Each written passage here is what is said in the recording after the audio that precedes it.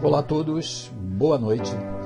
Para aqueles que não me conhecem, eu sou Milton Menezes e nós estamos começando então mais uma live dentro desse nosso projeto de manter com você, aqueles que participam do nosso Instagram e também no YouTube, um contato diário em uma live de meia hora, onde a gente possa dar uma sustentação, um suporte, comentando e refletindo sobre as questões, principalmente emocionais, psicológicas, que têm afetado as pessoas nesse momento em termos de coronavírus. Então, nós estamos procurando cumprir essa rotina de manter uma live de tarde e uma live à noite. E nós estamos procurando exatamente envolver as pessoas e compartilhar isso com várias pessoas, de forma que você possa trazer para nós a sua dúvida, o seu tipo de dificuldade, o conflito que você vem atravessando, para que a gente possa compartilhar isso com as outras pessoas, fazendo os comentários que eu posso trazer em relação à compreensão dessas reações, a recursos para poder aprender a lidar e a superar isso, de forma que a gente possa não só passar melhor por isso, por essa situação toda que nós temos pela frente em relação ao coronavírus, mas também como forma de nós nos prepararmos para a saída disso, para o recomeço de toda essa história. Então, ontem nós tivemos um problema de instabilidade no Instagram, várias pessoas tiveram lives travadas, e eu, de qualquer maneira, eu permaneci gravando o conteúdo que eu queria falar para vocês, e aí, então eu quero agora,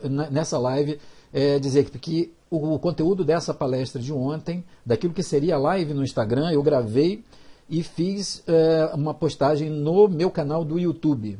Então, se você quer assistir o canal do YouTube, aquela palestra de ontem, você pode acessar o canal no YouTube Milton Menezes e lá vai ter, então, a palestra de ontem, de 1h e 10, onde eu comentei sobre aquele tema, coronavírus, o antes, o agora e o depois, né? E vocês vão ter ali uma possibilidade de refletir sobre esses temas. Foi uma pena nós não podermos ter as perguntas de vocês, mas a possibilidade de vocês ouvindo aquilo poderem estar enviando as perguntas que nós vamos estar respondendo. E eu quero começar falando exatamente sobre isso, né? Algumas pessoas já me mandaram algumas perguntas e não apenas ou exclusivamente pela questão da palestra de ontem, do tema de ontem, mas pela repercussão que as pessoas trouxeram para mim ao longo do dia de hoje, desde a noite de ontem, a repercussão em relação à fala do presidente da República em cadeia nacional, e que trouxe uma série de repercussões emocionais, principalmente para as pessoas. E aí então na parte da tarde eu fiz uma live, a 1h da tarde, antecipei um pouco, porque as pessoas me mandaram centenas de mensagens pedindo para eu falar sobre isso, e algumas num tipo de reação muito desequilibrada, não só da raiva, né, porque aquela fala acabou polarizando novamente a questão, nós estamos vendo ainda a repercussão até hoje, mas principalmente o que me chamou mais atenção foi aquela fala ter trazido um aumento na sensação de incerteza, de insegurança e principalmente de desamparo, como se as pessoas tivessem perdido a referência em relação ao melhor caminho a seguir. E aí eu pude falar isso na live, e a partir daí, então, muitas pessoas mandaram perguntas sobre essa questão.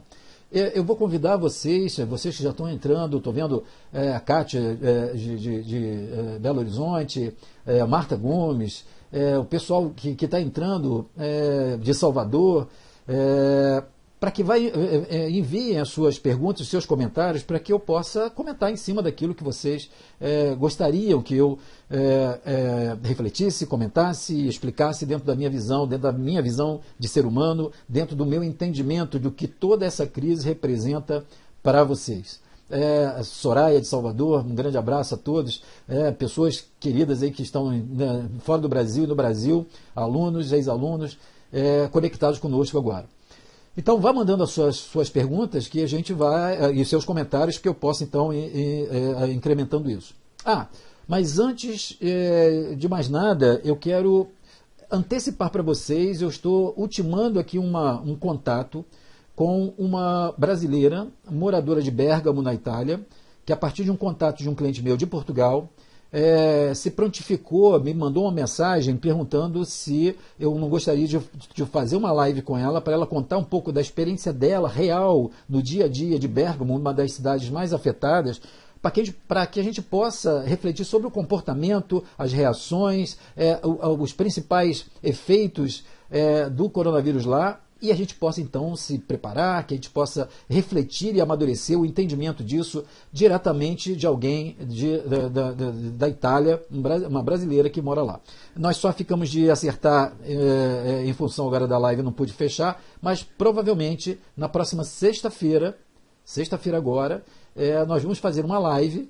Provavelmente por conta do horário vai ser às 19 horas, eu vou avisar isso a vocês, mas fiquem atentos porque provavelmente a gente vai poder fazer uma live, eu aqui e ela em Bérgamo, e nós vamos poder saber da realidade dela. Ela está completando agora 20 dias de quarentena, não há previsão de saída, enfim, de podermos saber como as pessoas lá estão enfrentando isso e como nós podemos nos preparar, né, observar e refletir sobre essas necessidades. A Kátia está mandando aqui, né, com o filho e a neto lá na Espanha, também em situações semelhantes. Então, é importante para que a gente tenha um nível de informação, mas que seja uma informação, vamos dizer assim, equilibrada.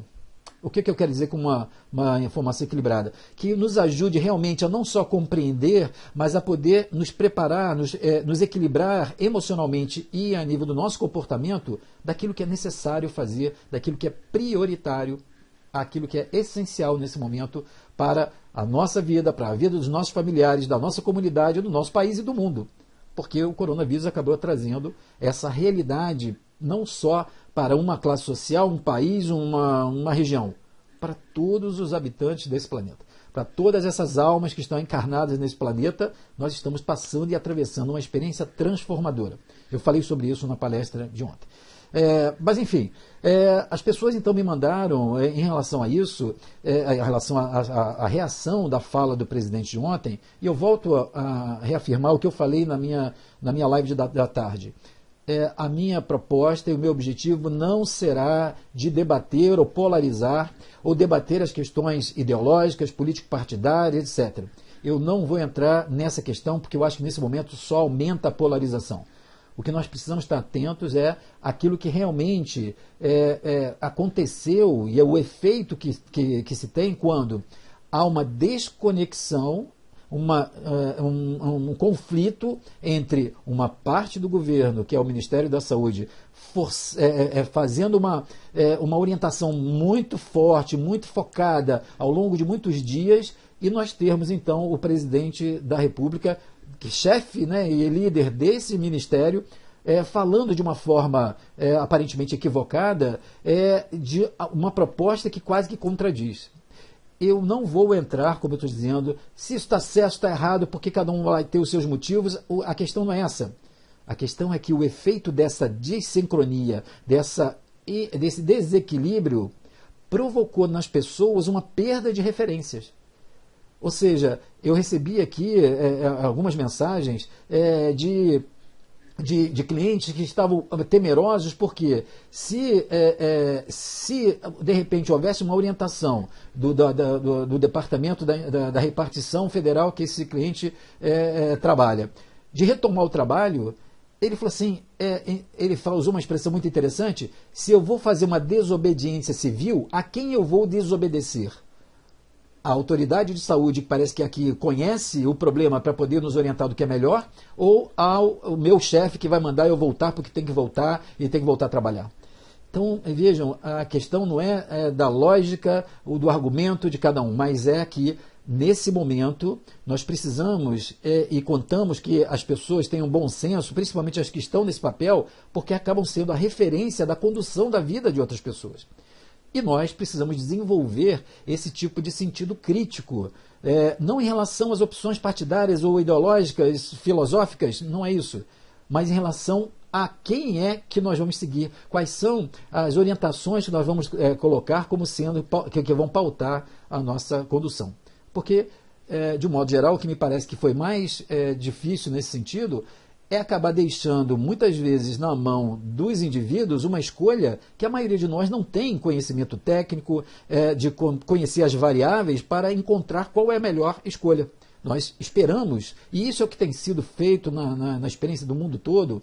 Todas as autoridades de saúde têm orientado num protocolo básico para tentar equilibrar a logística do atendimento. E não é para a cura, porque é no sentido de evitar o colapso do sistema de saúde, que acaba, então, se houver essa contaminação desenfreada, um colapso do atendimento às pessoas que vão trazer sintomas mais graves, sim, como é o caso da Itália.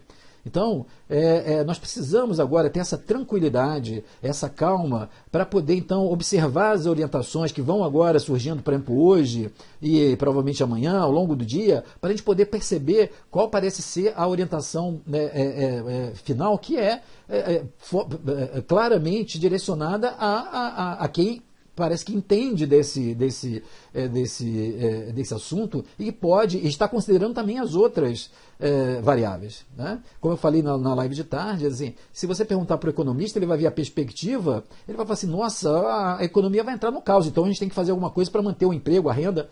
Se você pegar a classe política, é um jogo de interesses, de relação, já estamos falando das eleições de 2022, quer dizer, nós temos um problema emergencial, onde essencialmente o importante é salvar vidas. Né? É poder estabelecer a melhor estratégia possível numa situação como essa. Não vai ter uma estratégia ideal, mas para poder orientar as pessoas, que elas se mantenham tranquilas e a gente poder minimizar os efeitos mais devastadores. Se você perguntar isso para a mídia vai explorar as informações negativas, porque isso dá um impacto emocional nas pessoas, dá ibope. Agora, é importante a informação. Agora, para alguns de nós, esse excesso de informação está causando um efeito muito negativo e muito nocivo. A Glaucia está colocando aqui, né, uma das participações, eu vi a sua participação também à tarde, Glaucia, eu vou retomar aquela de tarde, vou pegar esse gancho da Glaucia. O nível de individualismo e de uma preocupação eminentemente voltada só para a sua necessidade, tem feito, por exemplo, eu tive a informação de 2 médicos que estavam tentando comprar respiradores para colocar na sua própria casa. Vejam, ou pessoas então que possam ter dinheiro para comprar um respirador, mas um respirador sem um enfermeiro, sem um fisioterapeuta, sem um médico para orientar, mesmo sendo médico, esse respirador ele não vai ser útil. E pior, por conta de um medo que é legítimo, que é compreensível, mas eu acabo então, num momento em que o mercado não tem respiradores, eu vou então comprar um para garantir a minha necessidade, e com isso eu posso estar deixando de que o sistema público disponha desse respirador e possa atender 3, 4, 5, 10, 20 pacientes graves que efetivamente precisem. Veja que nós estamos sendo confrontados por uma quebra, né, desse tipo de modo de pensar. E uma outra coisa que nós temos que estar atentos é, conforme a perspectiva, se nós, por exemplo, olharmos para essa questão e pegarmos pela perspectiva dos investidores que perderam dinheiro na Bolsa, eles vão falar assim, não, dá um jeito de segurar a economia, porque a gente não pode perder tanto dinheiro. Só que foram escolhas do investidor que, de alguma forma, assume um risco de a hora ganhar e a hora perder dinheiro. Então, se nós formos, como muitas vezes nós vemos, cada um de nós, ou cada um desses fatores, desses vetores da economia,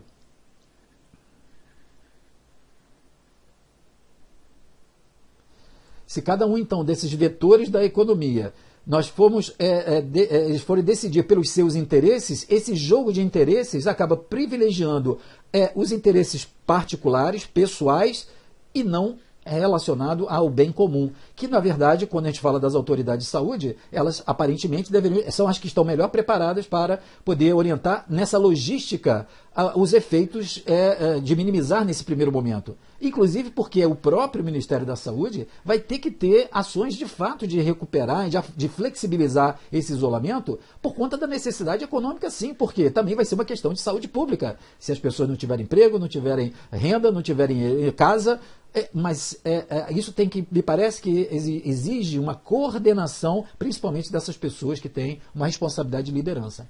O problema maior, e não me cabe aqui a questão, mas é esse jogo de interesses, né? Nós temos visto, por exemplo, algumas vezes há um discurso de que existe material de proteção individual sendo distribuído para os hospitais, e ao mesmo tempo os hospitais e os servidores públicos estão na frente reclamando que muitas vezes não tem máscara, não tem... Quer dizer, há uma contradição entre o que parece vir da realidade e aquilo que se propõe em termos de conduta, de decisões, de definição de verbas. Veja, eu não vou entrar no mérito da discussão econômica e política, mas o fato é que esse desencontro traz para o indivíduo, para nós que estamos procurando ficar isolados, ouvindo essas orientações e procurando segui-las como forma de preservar a nossa saúde e também das pessoas, uma sensação de incerteza que aumentou o nível de medo, de pavor, de insegurança em relação ao futuro. Então, nós temos que estar atentos a isso, né? Essa incoerência entre um discurso que atende a um determinado interesse e uma prática que muitas vezes está distanciada daquele mundo ideal que está se colocando nas telas da televisão. Dependendo do tipo de interesse, nós podemos fazer um cenário dramático ou então um cenário como se tudo estivesse sendo organizado. Nós precisamos agora amadurecer a duras penas diante desse problema com essa consciência de que nós precisamos aumentar esse sentido crítico, mas a reação principal foi a sensação de desamparo. A Kátia está falando aqui sobre como na Espanha, a lei é clara, todos na casa para sairmos o mais rápido possível da pandemia. Pois isso é que fica difícil, porque parece que então as autoridades de saúde falam uma coisa, nos parece razoável, a gente procura então se isolar, procura se preservar, higienizar com álcool gel, mas aí de repente parece que tudo aquilo que está está sendo orientado, não vai ser verdadeiro ou não vai servir. Então, as pessoas perdem essa referência. A grande dificuldade, e vejam bem, quando eu falo isso, a gente como influenciador, falando para as pessoas, nós temos que observar que o mundo todo, todos os especialistas da área de saúde estão recomendando as mesmas coisas, porque nesse momento é a forma de nós contornarmos as grandes dificuldades da pandemia. Então, o que é o colapso, né, os grupos de risco dos idosos, a possibilidade de nós nos contaminarmos é enorme, é muito grande a propagação do vírus. Mas nós temos grupos de risco, nós temos então essa necessidade de evitar por conta da tal da curva. E a curva, na maioria de nós, vai ser infectado e a maioria de nós efetivamente não vai ter sintomas mais significativos. Mas, mesmo aqueles que são sãos e que vão passar melhor por isso, vão passar por alguns problemas e por um período de sofrimento, ou de, por exemplo, podem não ter a condição de acessar o serviço público de saúde ou uma rede de saúde, que é o grande problema da Itália hoje. Então, me parece que nós precisamos desenvolver, inclusive, essa coerência de que, ao perceber que nós somos muitas vezes alvo desse jogo de interesses, mesmo numa hora como essa, em que esses interesses secundários deveriam ser deixados de lado em função de alguma coisa essencial, que nós precisamos buscar uma orientação em relação àquilo que nos parece mais coerente. As autoridades de saúde do mundo todo têm recomendado que nesse primeiro momento é o isolamento. Até que a gente possa, claro, a gente precisa flexibilizar, não há dúvida.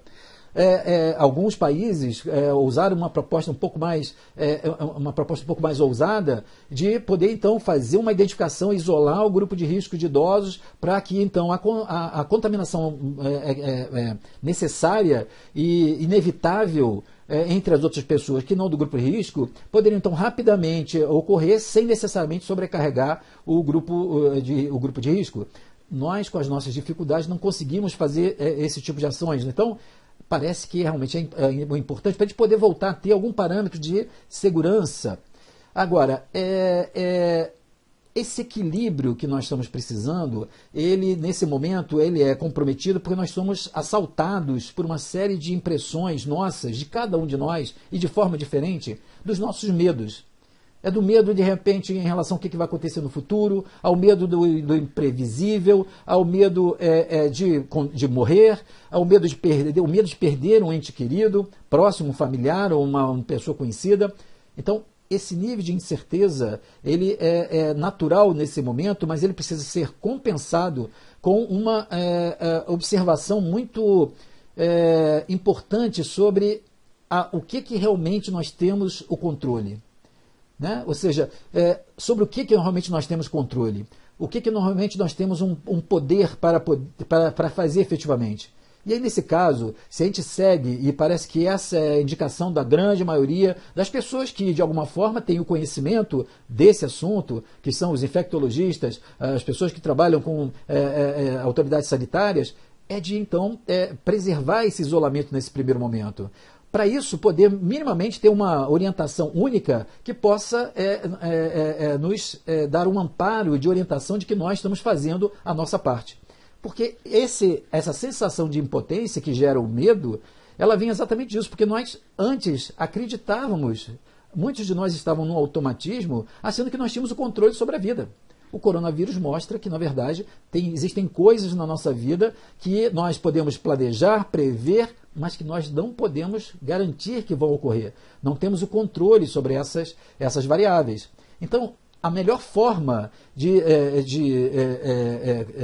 superar isso é poder observar aquilo que, de fato, nesse momento, nós podemos fazer. Aquilo que de fato está sob o meu alcance. Então, se eu posso higienizar minhas mãos, se eu posso se eu tenho que ir à rua, ter o cuidado em relação à transmissão, à distância, quando volto a higienizar a roupa, a maçaneta da porta, para poder manter o máximo de higienização possível no meio ambiente, isso nós podemos efetivamente fazer. Agora vejam, mesmo isso que a gente pode fazer, não garante que a gente vá evitar, por exemplo, uma contaminação nossa. Nós estamos sendo levados a perceber e a desenvolver o que eu chamei de responsabilidade solidária.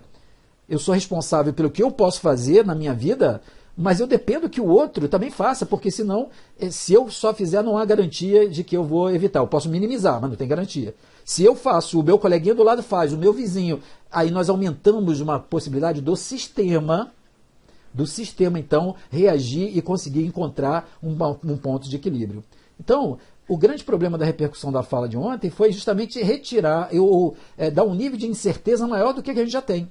Isso trouxe, então, um nível de aumento das reações de medo.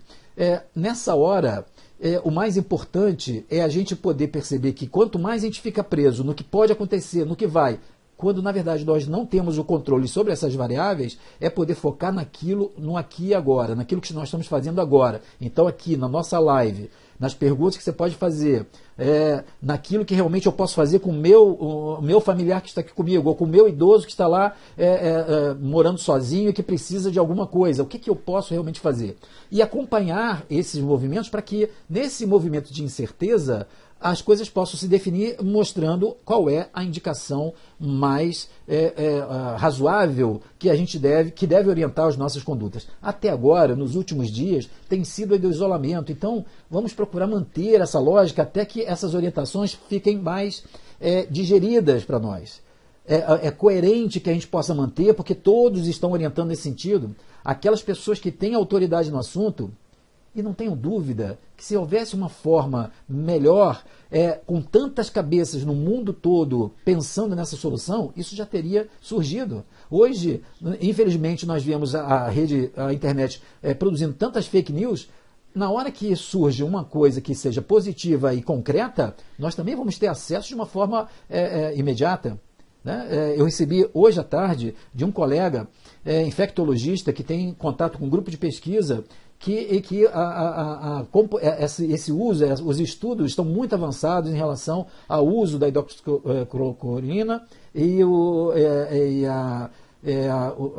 aquele outro, não me lembro do nome agora, na administração no nível do hospital para os casos graves. Então, é uma questão de tempo. Durante esse tempo, nós temos que observar essa orientação, até que, por exemplo, no nosso caso, no Brasil, possa se definir essa incoerência que acabou desorganizando um pouco a nossa vida.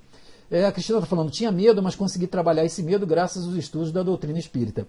Veja bem, esse é um aspecto importante, porque eu tenho falado muito sobre isso.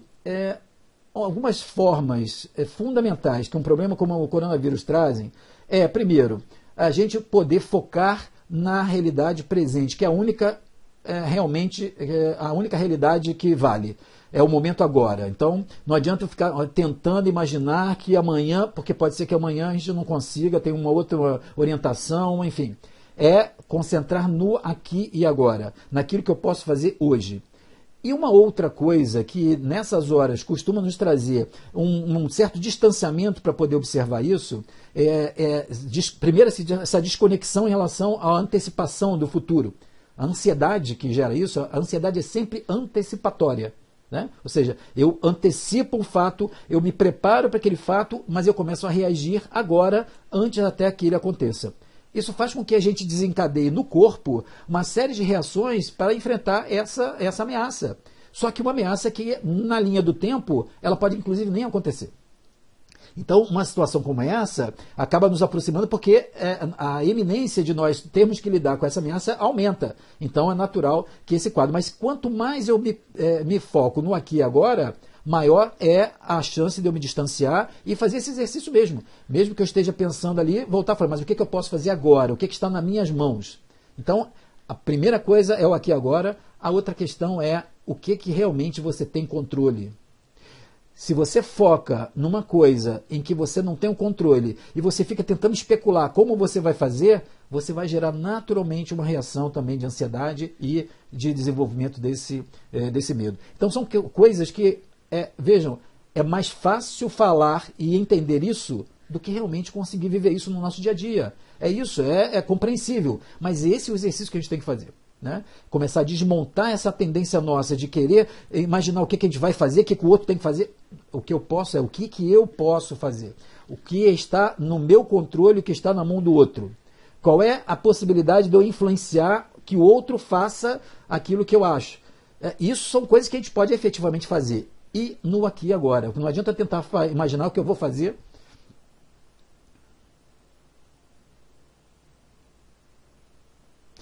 Não adianta eu tentar imaginar o que eu vou fazer amanhã, na semana que vem. Eu tenho que estar pensando no que eu posso fazer agora. E a terceira coisa que eu tenho falado muito para as pessoas, pelo comentário que foi feito, é a questão da conexão com a espiritualidade. E é claro que a conexão com a espiritualidade não necessariamente ela tem a ver com uma determinada religião ou com as religiões. As religiões são caminhos de conexão do homem à sua espiritualidade. Quando eu falo de espiritualidade, eu estou falando exatamente dessa conexão com um nível de consciência nosso que busca o sentido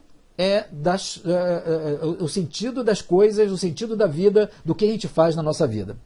Eu tenho um conceito de inteligência espiritual que diz mais ou menos isso, né? Ou seja, é a capacidade que o indivíduo tem de se fazer perguntas sobre o sentido das coisas na sua vida.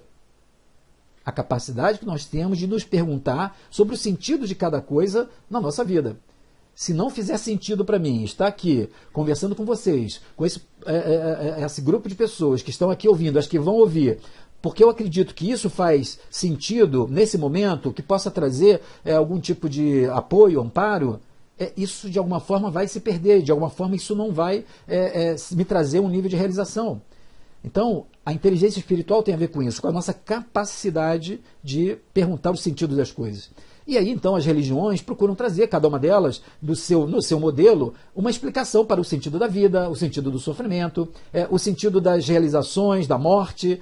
E aí, então, as religiões, e não só aquelas que falam de uma visão espiritual como a doutrina espírita, mas nos evangélicos, no catolicismo, essa conexão, ela costuma levar, ou ela acaba podendo levar a uma conexão com a nossa dimensão mais espiritual. E na hora que a gente busca esse tipo de alinhamento, nós podemos então ter uma visão mais serena, porque a gente percebe e sente que tudo isso tem um sentido. Que de alguma forma, mesmo que a gente racionalmente não entenda, que a gente não compreenda no nível da razão, nós estamos sendo movidos por uma onda, por um caminho que faz algum sentido. E isso é uma questão da sensação, não é necessariamente da racional. Hoje eu ouvi isso de uma cliente, eu estava atendendo online, né? Nós estamos fazendo atendimentos online, e ela estava numa situação difícil, porque ela trabalha na área de saúde veterinária, já está alguns meses grávida e se pega então com os sintomas do coronavírus, tendo que ficar em isolamento, grávida, uma gravidez de alguma forma delicada e com os sintomas do coronavírus. Então, nesse momento, o chão pode começar a querer abrir, e aí a ansiedade natural, compreensível. E aí o meu trabalho foi poder buscar, assim, mas espera aí, mas qual o sentido que tem para a sua vida? Né? Qual é a sensação de poder estar também, de alguma forma, amparada espiritualmente dentro dessa conexão, para poder atravessar isso com algum sentido? E aí nessa hora a gente vê a cliente mudando totalmente o nível de reação dela em relação à situação que ela vive, e ao final da sessão ela chegar para mim e falar assim, mas eu tenho uma sensação de que algo bom está por vir. Vejam, não é necessariamente, e isso é um cuidado importante, de uma certa alienação, onde as pessoas então acreditam que isso é um movimento, porque Jesus está vindo e tal, e isso de alguma forma acaba, ao invés de ser um aumento de consciência, é uma alienação que distorce da realidade, colocando no divino, no sobrenatural, a saída para os nossos problemas. Isso é um perigo que algumas religiões e alguns religiosos, né, isso não é necessariamente das religiões, acabam caindo nesse tipo de processo, por uma questão, às vezes, até de uma imaturidade de consciência ou emocional. Mas o que ela estava falando era percebendo que isso parecia fazer parte de uma guinada que a humanidade precisava fazer na direção de uma sociedade melhor. Que, é claro, não vai acontecer depois do coronavírus. É uma ingenuidade, nós temos uma tendência a ter uma memória curta em relação a isso, né? Essas coisas. Então, nós vamos passar por um momento difícil, nós vamos passar e chegar para esse momento do recomeço, e alguns de nós, daqui a 6 meses, 1 ano, não vão sequer se lembrar. Mas, para muitos de nós, essa experiência ela é tão significativa que vai exigir, vai fazer, vai fomentar uma atuação e uma visão diferente, uma cobrança diferente das nossas escolhas políticas, uma atuação de solidariedade diferenciada quando a gente, de fato, passa a se preocupar com o outro. Então, vejam, não é uma questão só social e econômica, é uma questão dessa crise nos levar a uma ampliação da consciência para uma mudança. Então, vejam que quando nós alcançamos esse nível de compreensão de que isso faz parte de um processo que tem começo, meio e fim, e tem uma finalidade, o nível de medo ele se reduz, porque nós percebemos que isso é um desafio que precisa ser vencido para que a gente alcance uma segunda fase.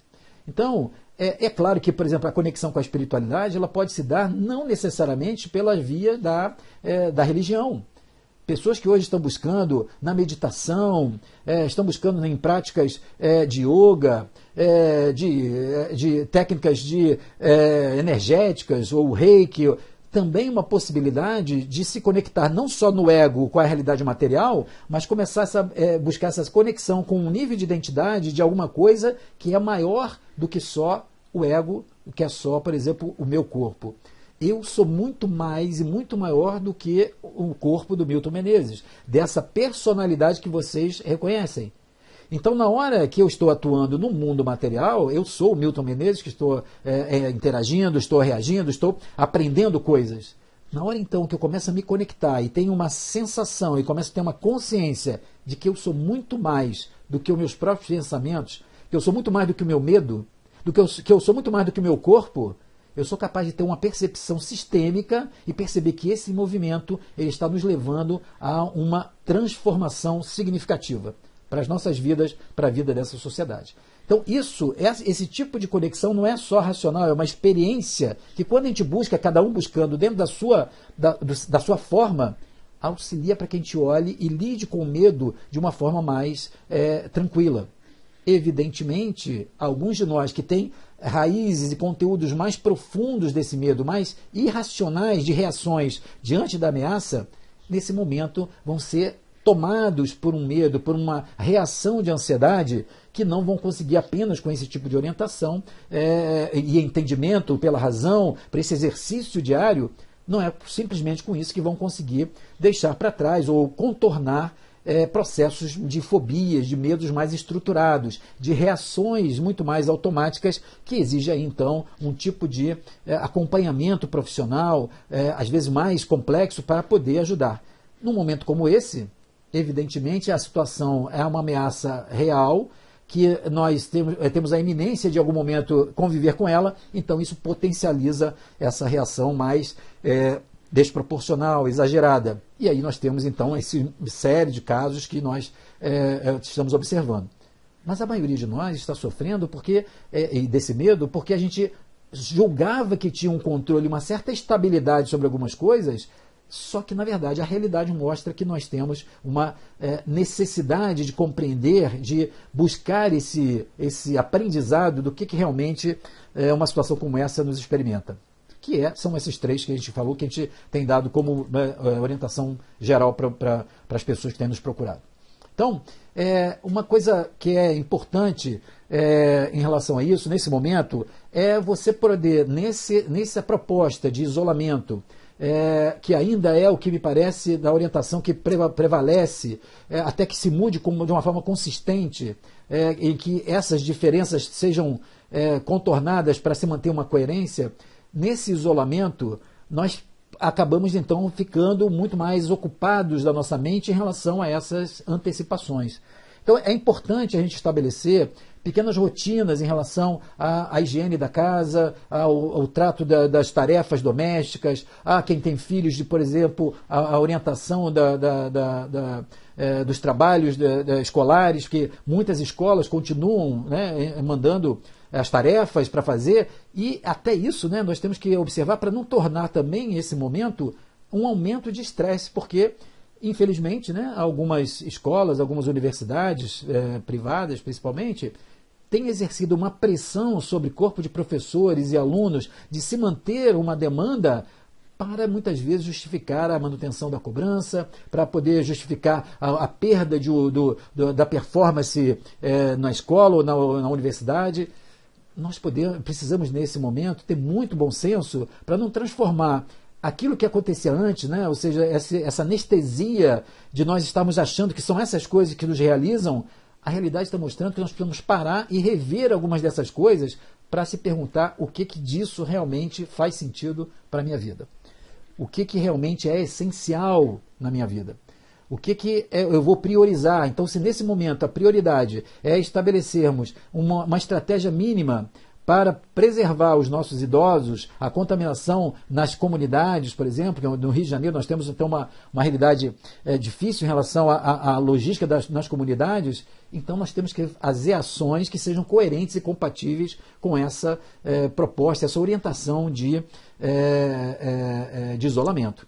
Então, assim, a gente podendo buscar as coisas que nós podemos fazer no nosso dia a dia, aqui e agora, ajudam então a gente a conectar com o poder que nós temos, com aquilo que nós podemos efetivamente controlar. E a gente se sente útil. Não só útil porque a gente atende a nossa necessidade, mas útil sendo solidários.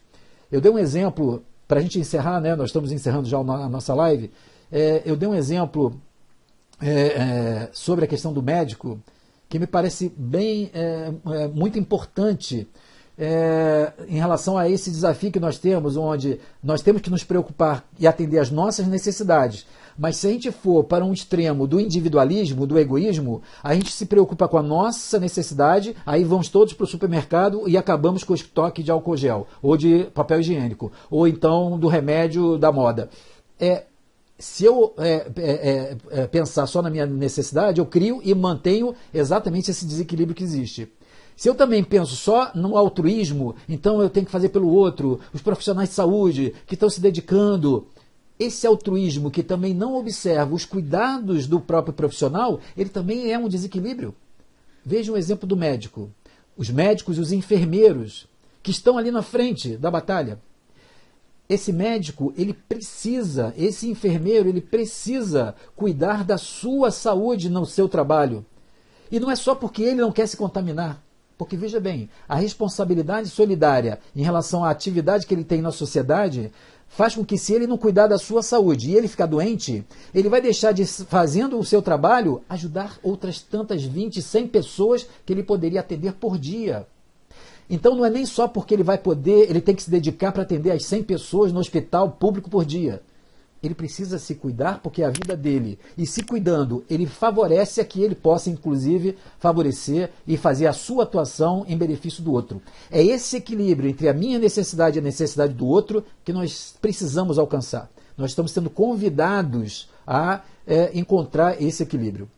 A Kátia está me perguntando, a rotina ajuda? Sim, ajuda. Sabe por quê, Kátia? A gente consegue com isso estabelecer e ocupar o nosso tempo, porque senão, eu tenho falado com alguns clientes sobre isso, tem clientes que estão ficando o dia todo de pijama, que não fazem a cama. E não é por desleixo, é porque começam a entrar num tipo de rotina mórbida, onde há um embotamento, e com isso nós perdemos a agilidade física e o envolvimento emocional tende a entrar num quadro de alteração de humor.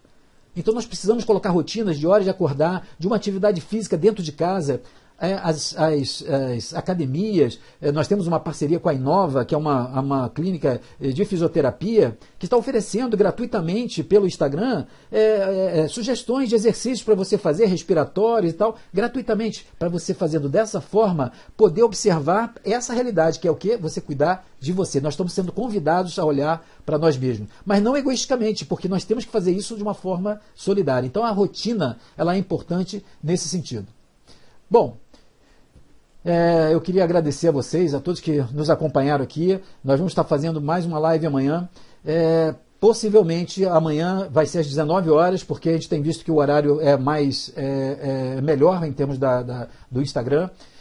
Mas eu queria convidar vocês principalmente a aguardarem as novidades sobre sexta-feira, porque muito provavelmente nós vamos ter essa brasileira que mora na Itália já há alguns anos e que vai poder conversar conosco sobre o que ela está vivendo lá, o período de quarentena que ela está enfrentando, e nós podermos refletir sobre essa realidade diretamente da experiência dela, e como que a gente pode estar pensando na nossa realidade do Brasil, na nossa cultura e nos nossos desafios. Fiquem atentos, divulguem, né, o Instagram do Milton Menezes, porque quanto mais pessoas participam disso, essa live fica no Stories, são mais pessoas que podem refletir e ampliar a sua consciência sobre qual o sentido disso na nossa vida hoje. Bom, quero agradecer a todos que participaram aqui, de todas as partes do Brasil, do mundo. É sempre muito bom estar com vocês e contem conosco. A gente montou um serviço de atendimento também online, gratuito, para as pessoas que estão passando por problemas graves nesse momento. Então, nós reunimos uma série de profissionais que o Centro de Desenvolvimento Milton Menezes tem organizado para que possa atender essas pessoas que estão nesse momento isoladas, passando por uma crise e que precisam de algum tipo de suporte terapêutico. Entre em contato conosco, a gente vai dando os contatos dessas pessoas, desses profissionais, para vocês procurarem. Ok? Um grande abraço a todos, muita calma, muita paz. Vamos observar as orientações, mas a orientação do isolamento, da manutenção do isolamento social, desse distanciamento que vai ser flexibilizado, não há dúvida que nós precisamos retomar nossa vida normal, mas vamos observar essa orientação que o Ministério da Saúde tem colocado ao longo desses dias, que parece ser a mais importante nesse momento para preservar não só as vidas e nos preparar para realmente essa flexibilidade, a retomada da nossa vida econômica, ativa, que tem que ser retomada, mas com mais segurança e respeito à vida das pessoas que estão na iminência de poder passar por esse problema. Ok? Muita paz a todos. Até a próxima live.